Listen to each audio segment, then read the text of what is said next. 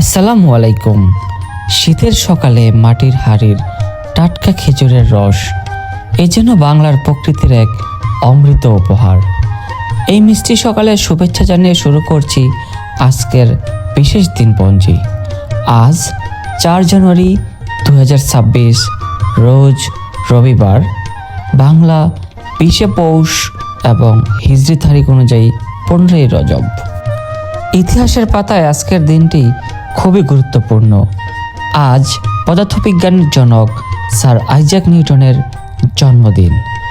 আর একই দিনে জন্মেছিলেন Luis Braille, যিনি দৃষ্টিহীনদের পৃথিবীর আলোর দেখার পথ করে দিয়েছিলেন। আজ বিশ্ব ব্রেইল দিবস। আজকের দিনটি সকলের ভালো কাটুক, সেই প্রত্যাশায় আজ বিদায় নিচ্ছি। দেখা হবে আগামী পর্বে।